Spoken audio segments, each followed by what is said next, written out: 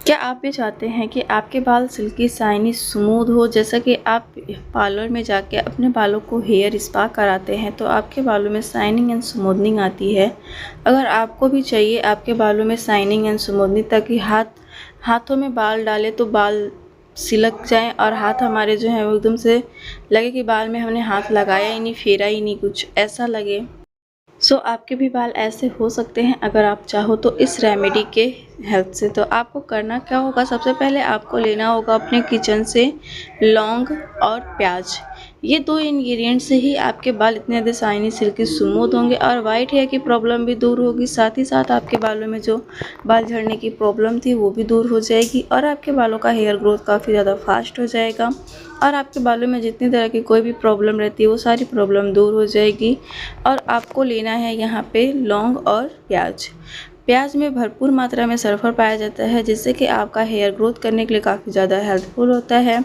और इसके बेनिफिट मैं आपको और भी आगे बता दूंगी। जिनको पता होगा वो उनको तो पता ही होगा कि लौंग और प्याज कितनी ज़्यादा बेनिफिट देते हैं हमारे हेयर में। तो यहाँ पे हमने ले लेना है लौंग। लौंग आप जितना चाहो उतना क्वांटिटी रख सकते हो, जितने दिन के लिए बना रहे हो उसके अकॉर्डिंग। तो यहाँ पे हम ज़्यादा से ज़्यादा इसको 2 वीक के लिए बना रहे हैं, तो इसके लिए हम आपको दिखा देते हैं कितना कितना क्वांटिटी आपको यूज़ करना है। तो यहाँ पे हमने पूरा नहीं लेना है। अगर हम पूरा ऐड करेंगे तो हमारे बाल जो हैं वो झड़ने स्टार्ट हो जाएंगे। अगर हम किसी भी चीज़ की क्वान्टिटी ज़्यादा रख देंगे तो उसमें हमारे बाल जो हैं वो झड़ने स्टार्ट हो जाएंगे। तो क्वांटिटी हमें कम ही रखना होता है, क्योंकि लौंग जो होता है इसकी सीड जो होती है वो गर्म होती है। तो ये हमारे ब्लड सर्कुलेशन को हाई करता है और हमारे हेयर ग्रोथ करने के लिए फास्ट करता है। तो यहाँ पे हमने लिया है 1 से 1.5 चम्मच। छोटी चम्मच से आपको लेना है 1.5 चम्मच, उससे कम भी आप ले सकते हैं। तो यहाँ पे हमने इसको 1.5 चम्मच लिया, फिर इसमें हमने पानी ऐड किया है 1.5 गिलास। आप अपने अकॉर्डिंग पानी ऐड कर सकते हैं, जितना आपको ऐड करना है उसके अकॉर्डिंग, जितने वीक के लिए बना रहे हो उसके हिसाब से। तो यहाँ पे हमने पानी ऐड कर दिया। अब हम गैस के फ्लेम पे इसको रख देंगे और मीडियम फ्लेम पे ही रखना है। हाई फ्लेम करके इसको मत पकाइएगा, क्योंकि इसके जितने भी गुडनेस है वो जल जाएंगे। तो इसके लिए हम अगर फ्लेम कम करके पकाएंगे तो इसके सारे गुडनेस इस पानी में आ जाएंगे। अब हम बात कर लेते, जब तक वो हमारा पकेगा तब तक हम बात कर लेते कि हमें प्याज का यूज़ कैसे करना है। क्योंकि हमने गैस का फ्लेम जो है वो स्लो रखा है तो हमारा वो धीरे धीरे भी गर्म होना स्टार्ट होगा। तो यहाँ पे हम प्याज का छिलका है वो उसको अच्छे से उतार लेंगे। यहाँ पे आप देख सकते हैं हमारे प्याज में जो है वो सल्फ़र भरपूर मात्रा में होती है। मार्केट में कई तरह के हेयर केयर प्रोडक्ट में ऐसा सल्फ़र मिलाया जाता है, बट उसमें ज़्यादा से ज़्यादा केमिकल मिलाने की वजह से हमारे हेयर में कई प्रकार के हार्ट्स भी हो जाते हैं।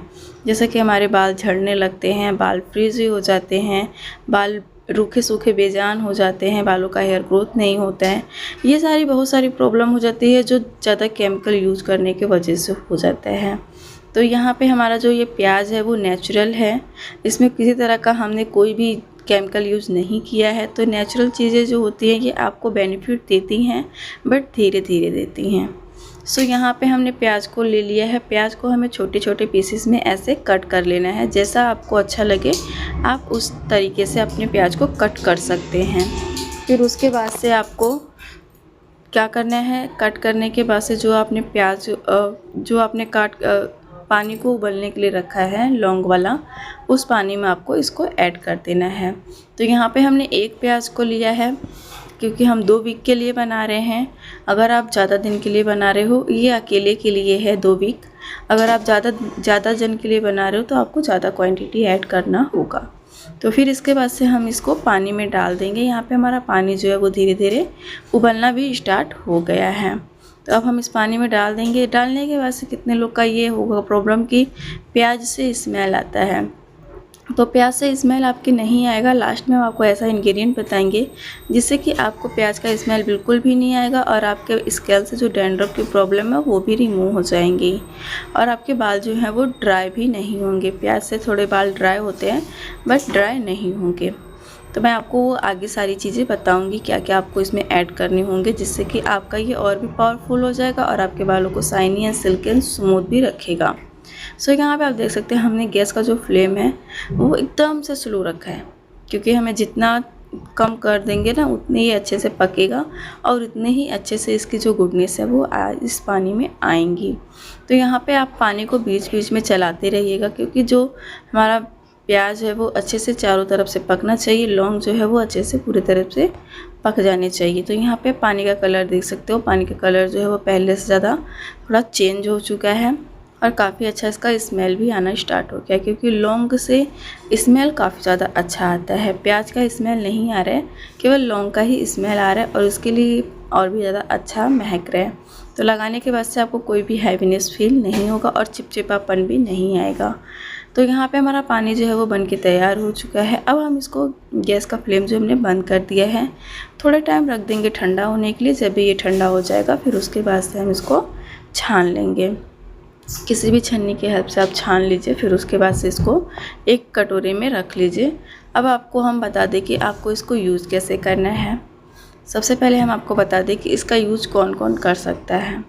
लेडीज़ हो, जेंट्स हो, बड़े हैं, बच्चे हैं, बूढ़े हैं, कोई भी इसका यूज़ कर सकता है, किसी भी उम्र के हों, क्योंकि बाल जो होते हैं वो किसी भी उम्र के बच्चे के पक जाते हैं, बूढ़े हो, जवान हो, किसी के भी बाल पक जाते हैं। तो अगर आप इसका यूज़ करोगे तो आपके बालों की जो वाइट हेयर की प्रॉब्लम है वो भी जाएगी। बाल झड़ने की प्रॉब्लम जो है वो छोटे बच्चे में भी देखा जाता है, तो वो भी प्रॉब्लम आपके हेयर से चली जाएगी। तो बच्चे, बूढ़े सभी लोग इसका यूज़ कर सकते हैं। अब हमने यहाँ पे लिया है कोकोनट ऑयल। कोकोनट ऑयल जो होता है ये आपके बालों को काला करता है, मॉइस्चर बनाए रखता है और आपके बालों में शाइनिंग एंड स्मूथनिंग भी लाता है और ये आपके हेयर को जड़ों से मजबूत भी करता है। तो इसके लिए आप नारियल का ऑयल यूज़ कीजिए, अगर नहीं है तो आप इसमें कैस्टर ऑयल या फिर सरसों का ऑयल भी ऐड कर सकते हैं, बट यहाँ पे नारियल का ऑयल जो होता है वो और भी ज़्यादा अच्छा होता है। तो प्याज में अगर आपको बहुत ज़्यादा स्मेल आ रहा है तो आप इसमें एक चीज़ और ऐड कर सकते हैं। ये तो हो गया हमारा ड्राइनेस को दूर करने के लिए और बालों में ऑयलिंग करने के लिए। तो हमने यहाँ पे इसको अच्छे से मिक्स करके एक डिब्बे में स्प्रे वाले डिब्बे में भर के रख लेना है। ऑयलिंग का जो खास रीज़न है हमने इसमें क्यों डाला है, क्योंकि हमारे हेयर में हम हेयर सीरम तो लगा लेते हैं, हेयर टोनर लगा लेते हैं, शैम्पू कर लेते हैं, बट हमारे बालों में जो होता है वो ऑयलिंग नहीं होते हैं। अगर हम अपने हेयर में ऑयलिंग नहीं करेंगे तो हमारी जड़ें मजबूत कैसे होंगी, और हमारी जड़ें मजबूत नहीं होंगी तो हमारे बाल कैसे होंगे, उगेंगे ही नहीं हमारे बाल। तो इसके लिए हमें हमारे हेयर में वीक में एक बार तो आपको ऑयलिंग करनी ही चाहिए, जिससे कि आपका हेयर ग्रोथ अच्छे से हो और आपकी स्केल में मजबूती भी हो। और एक साथ में आपको एक चीज़ और करना है, ये जो कॉटन हमने लिया है इस कॉटन से आपको टैप करके अपने हेयर पे अच्छे से ऐसे टिप करके इसमें हल्का सा डुबा के इसको निकाल के इसका पानी और आपके हेयर में अच्छे से इसको अप्लाई करना है। कॉटन की हेल्प से भी लगा सकते हैं, स्प्रे बॉटल की भी हेल्प से आप इसको यूज़ कर सकते हैं। और एक चीज़ हमें और भी बता दें आपको कि आप इन चीज़ों को अगर आप यूज़ कर रहे हो रेमेडीज़ को, तो आपको एक बात का ध्यान रखना होगा। पहला, आपको अपने खान पान का ध्यान रखना होगा। आप हेल्दी खाओ, अच्छे से सो, टाइम से सो और अच्छे से आप एक्टिव रहो, तो आपको ये जल्दी से वर्क करेगा। सेकंड, अगर आप बहुत ज़्यादा टेंशन में रहते हो तो ये सारी टेंशन जो होती है वो सारी छोड़ दीजिए। जो होना रहता है वो होता ही है, तो क्यों हम टेंशन लेके अपने बालों को जलाएं, अपने शरीर का खून जलाएं, तो ऐसा हमें नहीं करना है। और थर्ड चीज़ कि हम जब इस रेमेडी को यूज़ कर रहे हैं तो हमें कोई भी केमिकल वाली चीज़ें यूज़ नहीं करनी है, जिससे कि हमारे हेयर में जो बेनिफिट मिलना है वो बेनिफिट पूरा इसका मिले। केमिकल वाली चीज़ों को अगर हम यूज़ करेंगे तो उसमें हो सकता है कुछ साइड इफ़ेक्ट भी हो जाए, तो इसके लिए आपको और भी अदर चीज़ें नहीं यूज़ करनी है। अगर आप इसको यूज़ कर रहे हो तो DIY रेमेडीज़ है तो आप उसको यूज़ कर सकते हैं, बट और किसी चीज़ का यूज़ नहीं कर सकते हैं। अब हम बात कर लेते हैं कि आपको सीरम अप्लाई कैसे करना है। तो यहाँ पे देख सकते हो, हमें अपने बालों में अच्छे से पार्टीशन करना है। पार्टीशन करके अपने बालों के पूरे जड़ों में आपको अच्छे से अप्लाई करना है। अप्लाई करने के बाद से पूरे लेंथ तक अच्छे से अप्लाई करके उसको अच्छे से मसाज करना है। मसाज आपको 4 से 5 मिनट तक अच्छे से करना है, ताकि आपके स्कैल्प में इसका जो है वो अच्छे से एब्जॉर्ब हो जाए। जब ये एब्जॉर्ब हो जाएगा तो अभी आपके बालों में जो बेनिफिट मिलना रहता है वो मिलेगा। लगाने के बाद से इसको आपको ओवरनाइट के लिए छोड़ देना है। अगर आपके पास टाइम है तो आप ओवरनाइट के लिए छोड़िए, अगर आपके पास टाइम नहीं है तो आप इसको 2 से 3 घंटे के लिए छोड़ दीजिए। जितना आपके पास टाइम है उसके अकॉर्डिंग आप कीजिए। फिर उसके बाद से किसी भी हल्के शैम्पू से अपने बालों को वॉश कर लीजिए। जो मैंने यहाँ पे आपको दिखाया, आप कई तरीके से इसको यूज़ कर सकते हैं। मैंने अदर वीडियोज़ में भी बताया है, उसमें आप जाके देख सकते हैं मेरी DIY शैम्पू कैसे बनानी है। तो उसके लिए आप दूसरे वीडियो को देख लीजिए। आई होप वीडियो अच्छा लगा हो।